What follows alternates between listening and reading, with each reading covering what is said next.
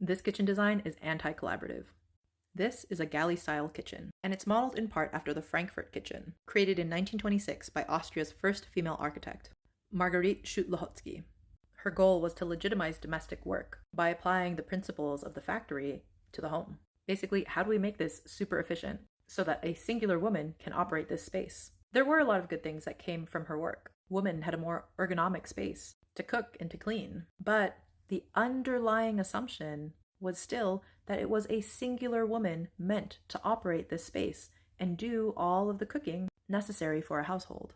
I'm not saying that galley kitchens are outright bad, but we need to remember that it was designed for a singular woman to do all the work of feeding a family and herself. It was designed to cook a particular set of food, namely white European food. Schütte-Lehoczky did not design a space for a molcajete. There is no space for multiple people to convene and help strip marungai while sharing gossip. There's no space to be cooking or pounding kwankal. And I know not every home is going to be large enough to be having communal cooking spaces, but I did want to make this post to help us think about, why do we think that this is the status quo for how we nourish ourselves?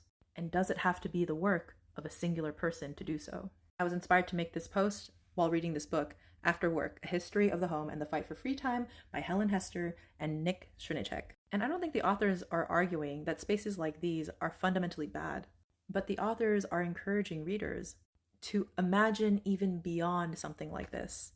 We take spaces like these as a given, when really, domestic imaginaries can be way more expansive and much more collaborative. If you're new here, my name is Jess, and I talk about juicing up our kitchens, not only in terms of remodeling, but at a fundamental level. How are we imagining the domestic realm? And how do we reimagine kitchens as sites of collaboration, nourishment, and liberation?